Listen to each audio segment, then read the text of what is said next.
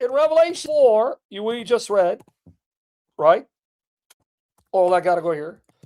That John saw the four living creatures that Ezekiel saw in chapter 1 and 10. Watch how he describes them. Because Isaiah saw the same beings. Now in Ezekiel 1, when he sees the four living creatures for the first time, let's go see how he describes them in Ezekiel 1. Likeness of four living creatures. Ezekiel 1, and this was their appearance. They had the likeness of a man, so one of them looked, or they looked like a man. Each of them had 4 faces and 4 wings. So 16 faces, 16 wings. Their legs were straight, their feet were like a calf. There's the calf, the bull. And they sparkled like the gleam of burnished bronze. Under the wings and their 4 sides were hands of a man. As for the faces and wings of the 4 of them, their wings touched one another. Their faces did not turn as they went. Each went straight forward. And as for the likeness of their faces, each had the face of a man. All 4 had the face of a lion on the right and the face of a bull on the left. And all 4 had the face of an eagle. Same thing that John saw. Okay. Same thing that John saw. I want you to see what Isaiah saw. Notice these creatures are around the throne, encircling the throne. In the year of King Uzziah's death, I saw the Lord sitting on a throne, high and lifted up, with the train of his robe filling the temple. Seraphim, remember this word, seraphim, okay, stood above him, each having 6 wings. How many wings? 6. With 2 he covered his face, and with 2 he covered his feet. With 2 he flew, and one called out to another and said, Holy, holy, holy is Yahweh of hosts. The whole earth is full of his glory. So notice, they had 6 wings. Okay. What did they call out? Holy, holy, holy is Yahweh of hosts. But wait, when we go to Revelation 4, 6 to 8, notice something here. And before the throne, there was something like a sea of glass like crystal.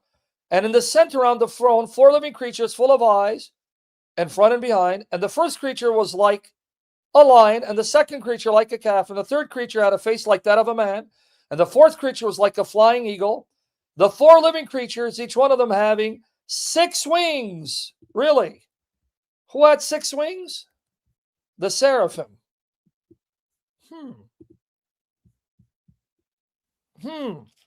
Judgy, you're kind of excited, huh?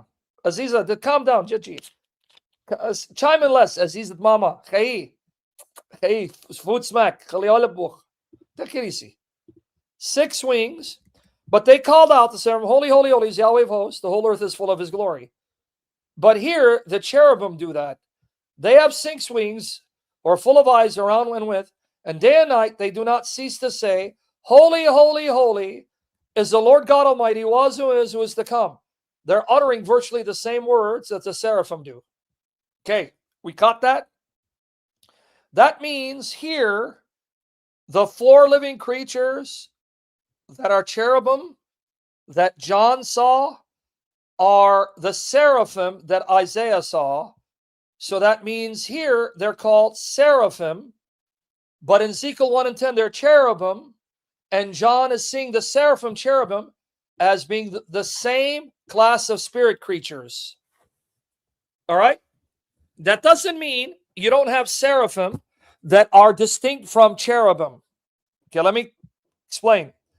That doesn't mean there aren't seraphim that are distinct from cherubim. It means that in this case, the cherubim and the seraphim that Isaiah and Ezekiel saw are the same creatures encircling the throne that John saw. You with me? You understand what I'm saying?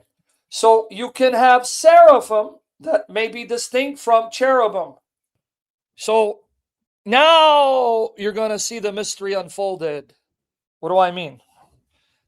Let me show you what the word seraphim refers to, okay? First of all, get ready. Never mind. Oh, let me finish it, by the way. Let's go right here.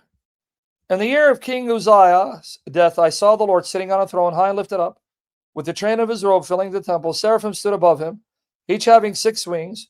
With 2 he covered his face, and with 2 he covered his feet. With 2 he flew, and one called out to another and said, Holy, holy, holy is Yahweh of hosts. The whole earth is full of his glory. The foundations of the threshold shook at the voice of him who called out, while the house of God was filling with smoke. Then he said, Woe is me, for I'm ruined, for I'm a man of unclean lips, and I live among a people of unclean lips. For my eyes have seen the King, Yahweh of hosts. Now notice, they have 6 wings, right? And they fly.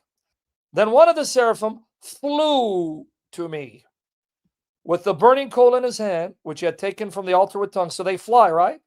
And he touched my mouth with it and said, Behold, this has touched your lips, and your iniquity is taken away, and your sin is atoned for. Seraphim that fly because they have wings. Okay. Watch here. Isaiah 14:29.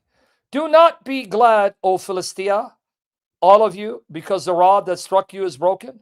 For from the serpent's root, notice serpent here, a viper will come out, and its fruit will be a flying, fiery serpent. Serpents that look fiery, gleaming like bronze, that fly, right? Okay. Watch where we're going to go with this. I believe I can fly. Isaiah 30, verse 6. The oracle concerning the beast of the Negev. Here's the word beast. Through a land of distress and anguish, from where comes lioness and lion, viper and flying fiery serpent. So here in Negev, you have lions, lionesses, flying fiery serpent. They carry their wealth on the backs of young donkeys, and their treasures on camels' humps to a people who cannot profit them. Now watch. Fiery serpent flies. Okay. A flying fiery serpent that comes out of a serpent's root, a viper. Seraphim who fly. Now let's see what the words are. Are you ready? I believe I can fly. I believe I can touch the sky. Watch here. I already did a session on this a while back. I'm going to find that video. That's when I was like 197. So I can cry and see how skinny I was. And I'll put it in the playlist. I believe in the no. But it seems in the more to know.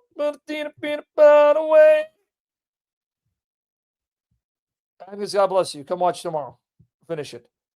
All right, here you go. Right here.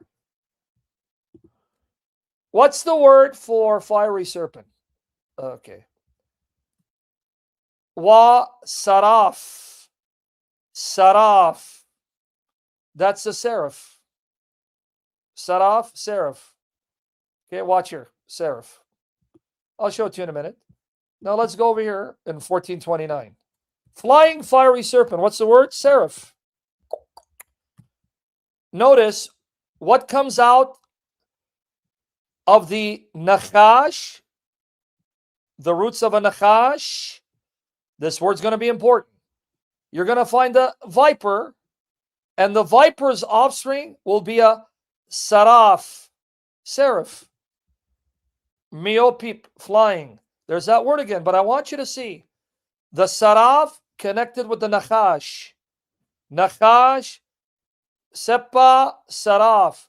So a flying fiery serpent, that's a seraph. What is the word for seraph in Isaiah? Seraphim, saraf, plural. It's the same word.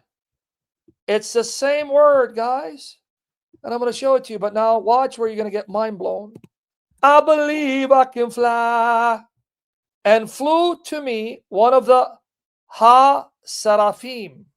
Seraphim. Now let's see if it's the same word, guys. Seraph. Let's see if it's the same word. Isaiah 6:2, seraph. Isaiah 6:6, seraph, plural. Isaiah 14:29, seraph. Isaiah 30, verse 6, seraph. Did you catch it? The seraphim look like serpent snakes.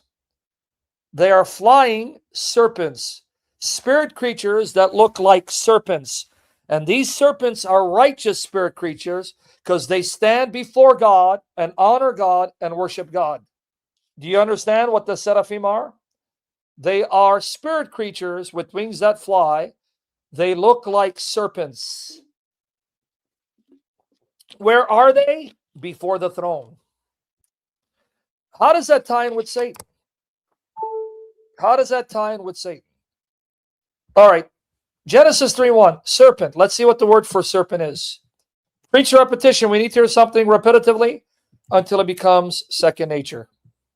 The word is nachash. Wa ha nachash.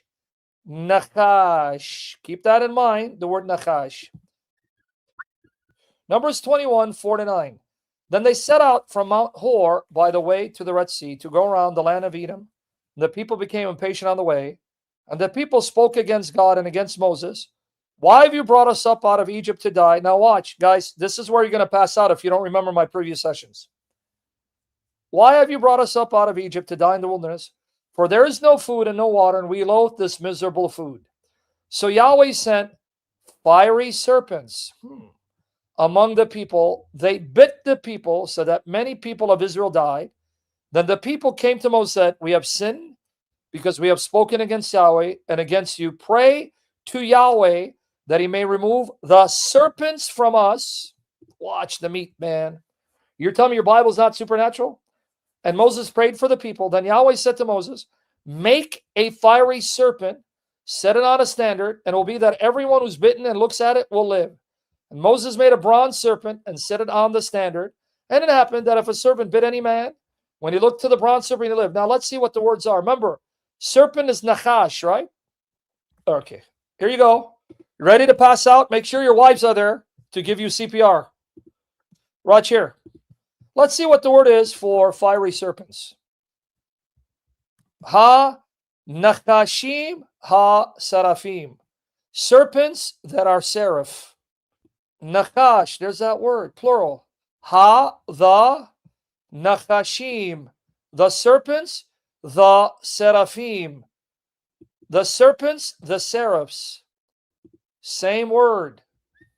The fiery serpents are nachashim, snakes, that are seraphim. They're the seraph.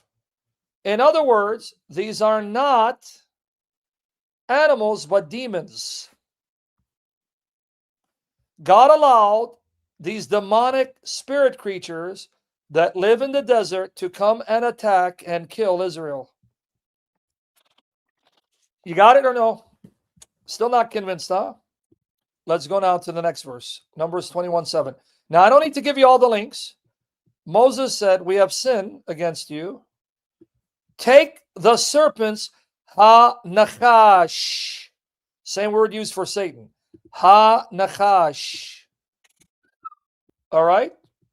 We caught it, right? How about verse 8? Seraph. Seraph. Seraph. Oh, there you go. Seraph. Is that the word used in Isaiah? Yep. Is that the same word used in Isaiah 6? Yep. There you go. You understand? These are not animals that bit them. These were spirit creatures that dwell in parched places, and I'm going to show you why. In parched places. We're going to show you in a minute. I believe. Seraph, set it on a pole, right? And it shall be that everyone looks to it shall live. Now, let's go here. Verse 9. So, made Moses a nachash. Notice the seraph is a nachash. Nachash, baby. Where's that used? Genesis 3:1. Come on, guys. Light switch go on. The seraphim, nachashim. These are not snakes, serpents. They are living spirit creatures. Some are righteous, some are evil. These seraphim in the desert, from the context, I gather they're evil, demonic forces that God unleashes on the rebellious. Meaning, as long as the people please God, they could not get near them. But when they sinned, God removed his hand of protection, allowed the demons to kill them dead. All right. You still may not be convinced. Hold on. Where do the seraphim come out of? From the serpent's root, a viper will come out, and the viper's fruit are flying fiery serpent. Let's see what the word is. And you're going to see the connection with Jesus. Isaiah 14:29. Okay. What's the word? Nachash. Nachash. Genesis 3:1. Nachash. And from the root of a nachash, meaning the hole, the viper comes out. And what is the fruit of the viper? Who are the seed of the serpent? These seraph that fly. Seraphim. See it all ties in? You see how it all ties in? You know what that implies? Okay, what does that imply? That implies that Satan most likely was a seraph. If he was a seraph, then most likely he too stood before the throne, but because he rebelled and sinned against God, he was deposed and took other seraphim with him.